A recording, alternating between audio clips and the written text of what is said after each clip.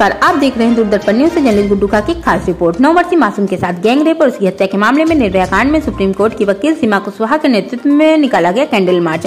मिर्जापुर निर्भया के केस लड़ने वाली सुप्रीम कोर्ट की अधिवक्ता सीमा समृद्धि कुशवाहा का आगमन आज शाम 4 बजे हुआ। छात्रा के साथ गैंग रेप के बाद हत्या के मामले में परिजनों से मिलकर उनके घर जाकर मुलाकात किया गया।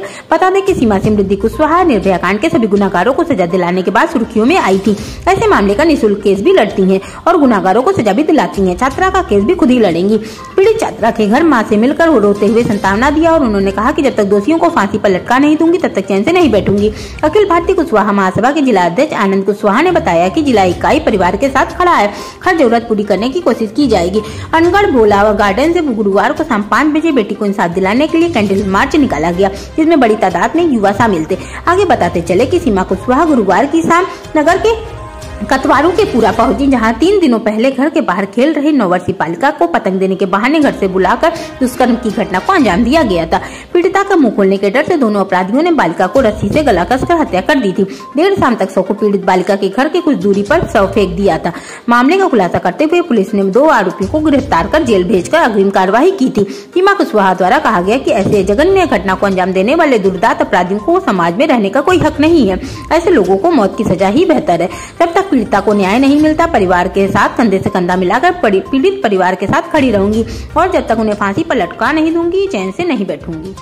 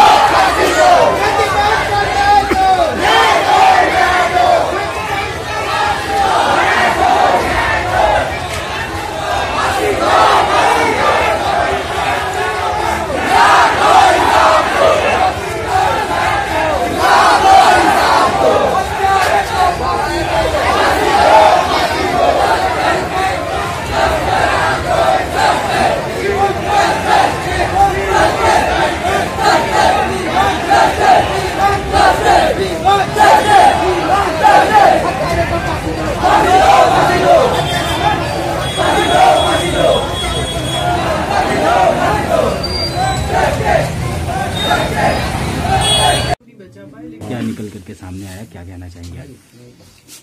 देखिए, मैं इसमें क्या कहूँ, ये दर्द जो है इस माँ का हम सभी देख रहे हैं। ये माँ ये कह रही है कि हमारी बेटी को ऐसा कुछ कर दिया था रेप, तो कम से कम मारते तो नहीं।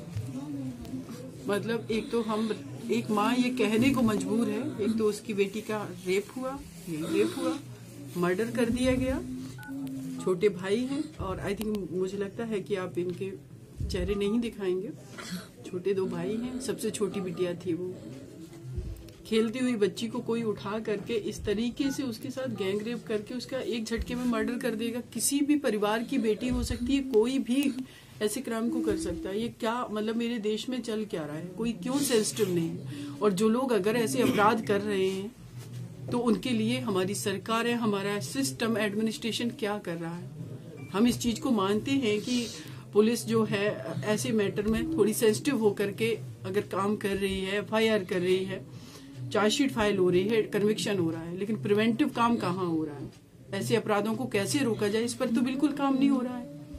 वो बिटिया आज हमारे बीच नहीं है, अब सारी चीजें होती रहेंगी क्योंकि सिस्टम का काम है FIR कराना, उनको सजा दिलाना।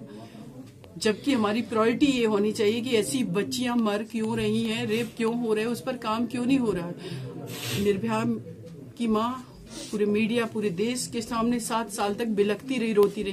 क्या लगता है उन चारों को हमने फांसी की सजा करा दी, उनका दर्द कम हो गया? उनकी बेटी को कौन वापस लाएगा? इनकी बेटी को कौन वापस लाएगा? एक कानपुर में संयोक्ता नाम की बिटिया को 10वीं मंजिल से एक अपराधी फेंक देता है रेप करके। लोगों में लॉ एंड ऑर्डर का बिल्कुल डर नहीं है, कोई संवेदनशीलता नहीं है। ऐसा क्यों समाज हमारा है? और अगर ऐसा है तो इसको कौन सुधारेगा, कौन जिम्मेदारी लेगा इसकी? अभी मुझे किसी ने बताया है कि मैम आप यहाँ पर हैं, कानपुर में एक बच्ची के साथ क्राइम हुआ है। इसके लिए क्या हमारी सरकारें कर रही है? तो यही सवाल है। अंदर से मुझे भी तकलीफ होती है, हमारे आपके घर में, सबके घर में, किसी के घर में छोटी भतीजी है, किसी के घर में बेटी है। क्या कोई भी व्यक्ति इस देश के अंदर, ये एक भी व्यक्ति दावे के साथ कह सकता है कि मेरी बेटी पूरी तरीके से 24 घंटे हर जगह पर सुरक्षित है? कोई भी एक व्यक्ति नहीं कह सकता। देश के न प्रधानमंत्री, न राष्ट्रपति, न मुख्यमंत्री, कोई नहीं कह सकता, क्योंकि सबको पता है कि समस्याएं हैं समाज के अंदर और इसीलिए क्राइम हो रहे हैं। लेकिन जिम्मेदारी कोई नहीं लेना चाहता है। और अगर हम लोग कलेक्टिवली जो जहां पर अपनी रिस्पॉन्सिबिलिटी से काम करें, सोशल अवेयरनेस हो, हमारा जो यूथ है, जो छोटे बच्चे हैं, उनके माइंडसेट बदले, ऐसा अगर हम काम करें अपनी एजुकेशन पॉलिसी में, सेक्स एजुकेशन में, बहुत सारी चीजों में, तो मुझे नहीं लगता कि ये कुछ भी इम्पॉसिबल है। मैम निर्भया में 6-7 साल लग गया है, तो ऐसे में मैम क्या उम्मीद करते हैं? मिर्जापुर की जनता चाहती है कितना समय में जजमेंट आ जाएगा? मैम सीओ सिटी से अभी हमारी बात हुई, उनका कहना था कि हमने 39 डेज में एक कन्विक्शन कराया है, आजीवन कारावास की सजा। तो मैं उम्मीद करती हूँ कि वो 39 डेज में कराए, इसको 1 मंथ में करा के दें। हम निर्भया केस से क्यों कंपेयर करें? निर्भया केस जो है वो ठीक है, वहां पर क्राइम हुआ था। इवन की पोक्सो एक्ट कहता है कि 2 महीने में चार्जशीट फाइल करो, 6 महीने में कन्विक्शन करो। तो अगर आप अपने आप को ये बताने की कोशिश करें कि हम बहुत सेंसिटिवली, बहुत ही एक्टिवली वर्क कर रहे हैं, तो ये बच्ची जिसके साथ गैंग रेप हुआ, उसके साथ क्रूरता की गई, इस केस को आप 1 महीने में डिसाइड करके दिखवाइए। चार्जशीट आप 15 दिन में फाइल करिए, ट्रायल हम 15 दिन में कंप्लीट करवा लेंगे। तो अगर ऐसे होगा और टाइम पीरियड में कन्विक्शन होगा, उनको सजा होगी और वो सजा एग्जीक्यूट होगी, तो कम से कम लोगों में डर तो पैदा होगा। लेकिन एक क्राइम में, निर्भया वाले केस में 7 साल लग गया।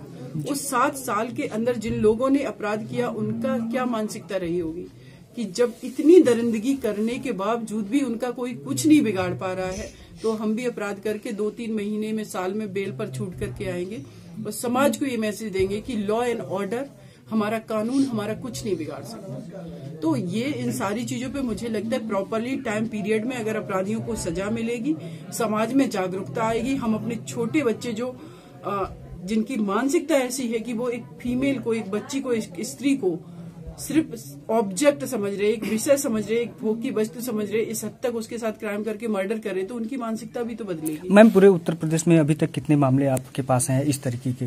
देखिए, ऐसे जो आप देख रहे मैं हैं। आपको बता दूं, जो ऑन रिकॉर्ड जो मैं है, एक तो Hathras gangrape and murder case है, एक कानपुर का भी मैटर है, उसमें भी बच्ची के साथ रेप करके मर्डर कर दिया गया। एक कुशीनगर का मैटर है, उसमें भी बच्ची के साथ, 12 साल की बच्ची के साथ रेप करके मर्डर कर दिया है। एक ललितपुर का मैटर है, 15 साल की बच्ची के साथ पड़ोसी रेप करता है, उसको जिंदा जला देता कैरोसिन डाल के। तो ऐसे बहुत और भी मैटर हैं जिनको मुझे अभी ऐसे याद नहीं है। एक शाहजहांपुर का मैटर है, 3 साल की बच्ची। तो ऐसे मेरे पास बहुत सारे केसेस हैं जिनको मैं अपने लोकल काउंसिल को खड़े करके उनको कोशिश करती हूँ कि जो हमसे हो सकता है, जितनी मेरी कैपेसिटी उतना मैं सपोर्ट करूँ।